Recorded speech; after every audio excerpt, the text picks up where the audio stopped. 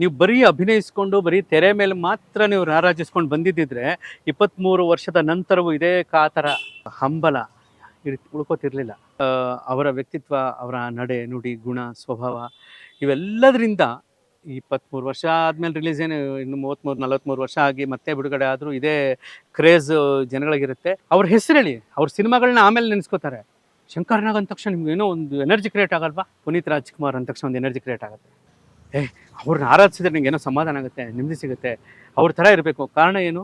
ಒಬ್ಬ ಮನುಷ್ಯನ ನಗು, ನಡೆ, ನುಡಿ. ಹಾಗಾಗೇನೆ ಪುನೀತ್ ರಾಜ್ಕುಮಾರ್ ಸ್ಪೆಷಲ್ ಆಗಿ ಕಾಣ್ತಾರೆ. ಸರ್, ಒಂದು ಸಿನಿಮಾ 23 ವರ್ಷಗಳ ನಂತರವೂ ಇನ್ನೇನು ರಿಲೀಸ್ ಆಗುತ್ತೆ ಅಂತಂದಾಗ ಆ ಒಂದು ಕ್ರೇಜು, ಆ ಅಭಿಮಾನ, ಆ ಒಂದು ನಿಷ್ಕಲ್ಮಶವಾದಂಥ ಪ್ರೀತಿ, ಕಮ್ಮಿ ಆಗದಂತಹ ಗೌರವ, ಇದಕ್ಕೆಲ್ಲ ಇರುವಂಥ ಒಂದು ಬಲವಾದ ಕಾರಣ ಏನು ಸರ್ ನೀವು ಕಂಡಂಗೆ? ದೊಡ್ಡವರು ಒಂದು ಮಾತು ಹೇಳ್ತಾರೆ, ಪ್ರತಿಭೆಗಿಂತ ಪ್ರವರ್ತನೆ ಮುಖ್ಯ ಅಂತ. ನೀವು ಬರೀ ಅಭಿನಯಿಸ್ಕೊಂಡು ಬರೀ ತೆರೆ ಮೇಲೆ ಮಾತ್ರ ನೀವು ರಾರಾಜಿಸ್ಕೊಂಡು ಬಂದಿದ್ದಿದ್ರೆ 23 ವರ್ಷದ ನಂತರವೂ ಇದೇ ಕಾತರ, ಇದೇ ಒಂದು ಹಂಬಲ ಉಳ್ಕೋತಿರ್ಲಿಲ್ಲ. ವ್ಯಕ್ತಿತ್ವಗಳಲ್ಲೂ ಅವರು ಶ್ರೇಷ್ಠರಾಗಿದ್ದರಿಂದ, ಸ್ವಭಾವಗಳಲ್ಲೂ, ವಿನಯ ವಿಧೇಯತೆಗಳಲ್ಲೂ, ಸಾರ್ವಜನಿಕವಾಗಿ ಹೇಗಿರಬೇಕು ಒಬ್ಬರ ಜೊತೆ ಅನ್ನುವಂಥ ನಡೆ ನುಡಿಗಳಲ್ಲೂ ಅವರೆಲ್ಲ ಶುದ್ಧವಾಗಿದ್ದಿದ್ದಕ್ಕೆ, ಬದ್ಧವಾಗಿದ್ದಿದ್ದಕ್ಕೆ ಇವತ್ತಿಗೂ ಕೂಡ ಅಪ್ಪು ಸಿನಿಮಾ ರಿಲೀಸು ಒಂದು ಚಿಕ್ಕ ಉದಾಹರಣೆ. ನಿಮಗೆ ಅಪ್ಪು ಸಿನಿಮಾ ಮರು ಬಿಡುಗಡೆ ಅನ್ನೋದು ಒಂದು ಚಿಕ್ಕ ಉದಾಹರಣೆ ಅಷ್ಟೇ, ಚಿಕ್ಕದೊಂದು ನೆಪ ಅಷ್ಟೇ. ಅಪ್ಪು ಅವ್ರನ್ನ ನೆನೆಸ್ಕೊಂಡಾಗೆಲ್ಲ ಎನರ್ಜಿ ಕ್ರಿಯೇಟ್ ಆಗುತ್ತೆ. ಎಸ್ ಸರ್, ಅದು ನನಗೆ ಪರ್ಸನಲ್ ತುಂಬ ಆಗಿದೆ. ಹಾಂ, ನಿಮಗೆ ನೀವು ಎಷ್ಟು ಒಡನಾಡಿರ್ತೀರ, ಎಷ್ಟು ಸಂವಾದ ಮಾಡಿರ್ತೀರ. ನಾನು ಎಷ್ಟು ಸರ್ತಿ ಅವ್ರ ಹತ್ರ ಫೋನ್ಗಳಲ್ಲಿ ಮಾತಾಡಿದ್ದೀನಿ. ಏನು ಒಂದು ಸಂದರ್ಭದಲ್ಲಂತೂ ಬೆಳಗ್ಗೆ 5:15ಕ್ಕೆ ಫೋನ್ ಮಾಡಿದ್ದಾರೆ ನನಗೆ. ಮಾಡಿ 23 ನಿಮಿಷ ಮಾತಾಡಿದ್ದಾರೆ. ಅಷ್ಟೊತ್ತಲ್ಲಿ ಏನಿತ್ತು ಅಂದರೆ ಇವೆಲ್ಲ ನೆನೆಸ್ಕೊಂಡಾಗ ಅವರಲ್ಲಿ ಇದ್ದಂಥ ಆ ಒಂದು ವಿಶೇಷಣ ಬಹಳ ಅಷ್ಟು ಸುಲಭವಾಗಿ ಸಿಗುವಂಥದ್ದಲ್ಲ, ಆಗುವಂಥದ್ದಲ್ಲ. ಬಟ್ ಅವರ ವ್ಯಕ್ತಿತ್ವ, ಅವರ ನಡೆ ನುಡಿ ಗುಣ ಸ್ವಭಾವ ಇವೆಲ್ಲದರಿಂದ 23 ವರ್ಷ ಆದಮೇಲೆ ರಿಲೀಸ್ ಏನು ಇನ್ನು 33-43 ವರ್ಷ ಆಗಿ ಮತ್ತೆ ಬಿಡುಗಡೆ ಆದರೂ ಇದೇ ಕ್ರೇಜ್ ಜನಗಳಿಗಿರುತ್ತೆ.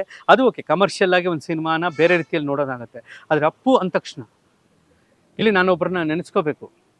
ಇದು ನೇರವಾದ ಹೋಲಿಕೆ ಅಲ್ಲ, ಅವರೇ ಬೇರೆ ಇವರೇ ಬೇರೆ. ಬಟ್ ಅವರ ಶ್ರೇಷ್ಠತೆ ಇವರ ಶ್ರೇಷ್ಠತೆಯನ್ನು ನೀವು ಸುಮ್ಮನೆ ಇಟ್ಟು ನೋಡಿದಾಗ ಶಂಕರ್ನಾಗ್ ಅವರು, ಅವ್ರ ಹೆಸರು ಹೇಳಿ, ಅವ್ರ ಸಿನಿಮಾಗಳನ್ನ ಆಮೇಲೆ ನೆನೆಸ್ಕೋತಾರೆ. ಶಂಕರ್ನಾಗ್ ಅಂದ ತಕ್ಷಣ ನಿಮ್ಗೆ ಏನೋ ಒಂದು ಎನರ್ಜಿ ಕ್ರಿಯೇಟ್ ಆಗಲ್ವಾ? ಪುನೀತ್ ರಾಜ್ಕುಮಾರ್ ಅಂದ ತಕ್ಷಣ ಒಂದು ಎನರ್ಜಿ ಕ್ರಿಯೇಟ್ ಆಗುತ್ತೆ. ಅದೇ ನಾನು ಹೇಳೋದು, ಪುನೀತ್ ರಾಜ್ಕುಮಾರ್ ಸರ್ ಭೌತಿಕವಾಗಿ ಇಲ್ಲಿಂದ ಅಗಲಿ ಹೋದ ಮೇಲೂ ಅವರ ಬರೀ ಚಿತ್ರಪಟಗಳು, ಫೋಟೋಗಳು ಇಟ್ಕೊಂಡು ಎಷ್ಟೋ ಜನ ಲೈಫ್ ಸೆಟ್ಲ್ ಆಗಿಬಿಡ್ತೀವಿ. ಆ ಫೋಟೋಗಳನ್ನು ಮಾರಾಟ ಮಾಡಿಕೊಂಡು, ಅವ್ರು ದೇವರಾಗಿ ನೋಡಿಕೊಂಡು. ಹೇಗಿದು? ಜನ ದೊಡ್ಡರಲ್ಲ, ಯಾರೂ ದೊಡ್ಡರಲ್ಲ, ಯಾರೂ ಅವಿವೇಕಿಗಳಲ್ಲ. ಗೊತ್ತಿದೆ ಅವ್ರಿಗೆ, ಯಾರೋ ಒಬ್ಬ ದೇವತಾ ಮನುಷ್ಯ, ದೇವ್ರಿಗೆ ಹತ್ತಿರ ಇರೋ ಮನುಷ್ಯ. ಅವ್ರನ್ನ ಆರಾಧಿಸಿದ್ರೆ ನಿಂಗೆ ಏನೋ ಸಮಾಧಾನ ಆಗುತ್ತೆ, ನೆಮ್ಮದಿ ಸಿಗುತ್ತೆ. ಅವ್ರ ಥರ ಇರಬೇಕು. ಕಾರಣ ಏನು? ಒಬ್ಬ ಮನುಷ್ಯನ ನಗು, ನಡೆ, ನುಡಿ. ನಗು ಹಾಗೇ ಇದೆ, ನಡೆ ಹಾಗೇ ಇದೆ, ನುಡಿ ಹಾಗೇ ಇದೆ. ಹಾಗಾಗೇನೆ ಪುನೀತ್ ರಾಜ್ಕುಮಾರ್ ಒಂದು ಸ್ಪೆಷಲ್ ಆಗಿ ಕಾಣ್ತಾರೆ. ಹೆಸರು ತಕ್ಕಂತ ಹಾಗೆ ಪುನೀತರಾಗ್ಬಿಟ್ಟಿರ್ತಾರೆ. ಲೋಹಿತ್ ಅವ್ರ ಹೆಸರು ಗೊತ್ತಲ್ಲ? ಹೌದು, ಲೈಟ್ ಅಲ್ವಾ? ಈಗ ಪುನೀತರಾಗ್ಬಿಟ್ರು. ಜೊತೆಗೆ ಅಣ್ಣ ಅವರ ಜೊತೆಗಿನ ಸಾಂಗತ್ಯವನ್ನು ನೀವು ನೆನಪಿಸ್ಕೊಳ್ತಾ ಅದನ್ನು ಸ್ಟೇಟ್ ಅವೇ ಅಪ್ಪು ಅಣ್ಣಕ್ಕೆ ಕನೆಕ್ಟ್ ಮಾಡೋದಾದರೆ ಆ ಎರಡು ಲೆಜೆಂಡರಿಗಳ ವಿಚಾರನ ಕೆ ಕಲ್ಯಾಣ್ ಹೇಗೆ ವರ್ಣಿಸ್ತೀರಿ ಅಂತ ಸಾಂಗತ್ಯವನ್ನು? ಅಲ್ಲ, ಏನು ಗೊತ್ತಾ ಸರ್, ನನ್ನ ಸೌಭಾಗ್ಯ, ನಾನು ಒಬ್ಬ ಅಡುಗೆ ಭಟ್ರ ಮಗ. ದೇವಸ್ಥಾನದಲ್ಲಿ ಪೂಜೆ ಮಾಡ್ತಿದ್ದಂಥ, ಪೌರೋಹಿತ್ಯ ಮಾಡ್ತಿದ್ದಂಥವ್ರ ಒಂದು ತೀರ ಬಡ ಕುಟುಂಬದಿಂದ ಬಂದಂಥ ಸಾಧಾರಣವಾದಂಥ ಮನುಷ್ಯ. ಆಯಿತಾ? ನನ್ನಂಥವನಿಗೆ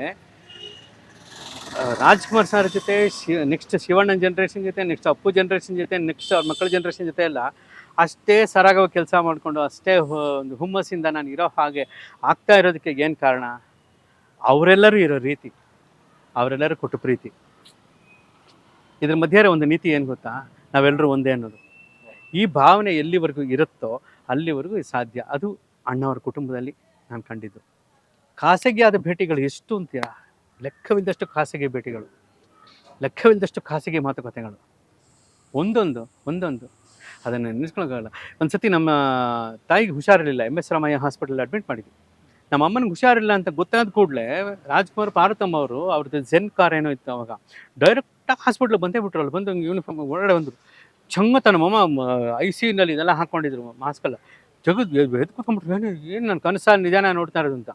ಆಮೇಲೆ ಹೊರಟ್ರ, ಮತ್ತೆ ಮಾರನೇ ದಿನ ಕಲ್ಯಾಣ ಅವ್ರ ತಾಯಿ ಹುಷಾರಿಲ್ಲ, ನೋಡ್ಕೊಂಡು ಬರ್ತೀನಿ ಅಂತ ಮತ್ತೆ ಬಂದರು ಎಮ್ ಎಸ್ ರಾಮಯ್ಯ ಹಾಸ್ಪಿಟಲ್ಗೆ. ಸತತವಾಗಿ ಎಷ್ಟು ದಿನ, 9 ಸತಿ ಬಂದು ಅಲ್ಲಿ ಕೂತ್ಕೊಂಡು ರಾಘವೇಂದ್ರ ಸ್ವಾಮಿಗಳ ಹಾಡು ಹಾಲಲ್ಲಾದರೂ ಹಾಕು, ಆಮೇಲೆ ಕರಮುಗಿವೆ ಗುರುರಾಯ, ಆಮೇಲೆ ನೀ ಒಂದೊಂದೊಂದು ಇವ್ರು ಹಾಡಿ ಹಾಡಿ ಹಾಡಿ ಹಾಡಿ ಹಾಡಿ ಇಂಜೆಕ್ಷನ್ ಕೊಟ್ಟು ಮಾತ್ರೆ ಕೊಟ್ಟು ಡಾಕ್ಟ್ರಿಂದ ವಾಸಿ ಆಯ್ತು ಅಲ್ಲ ಗೊತ್ತಿಲ್ಲ, ಆದರೆ ಡಾಕ್ಟರ್ ರಾಜ್ಕುಮಾರಿಂದ ವಾಸಿ ಆಗೋಯ್ತು ನಮ್ಮ ಅಮ್ಮಂಗೆ. ಈ ಗುಣ, ಈ ಸ್ವಭಾವ ನನ್ನಂಥ ಒಬ್ಬ ಮಾಮೂಲಿ ಮನುಷ್ಯನ ಮೇಲೆ, ಮಾಮೂಲಿ ಸಾಧಾರಣ ಒಬ್ಬ ವ್ಯಕ್ತಿ ಮೇಲೆ ಅಂಥ ಮಹಾನುಭಾವರು ಅಷ್ಟು ಪ್ರೀತಿ ಇಡೋದಕ್ಕೆ ಏನು ಕಾರಣ? ಒಂದು ಅಣ್ಣವರ, ಪಾರ್ವತಮ್ಮ ಅವರ ಆ ಕುಟುಂಬದ ದೊಡ್ಡತನ, ಮತ್ತೊಂದು ನಮ್ಮಪ್ಪ ಅಮ್ಮ ಮಾಡಿದ ಪೂರ್ವ ಪುಣ್ಯ.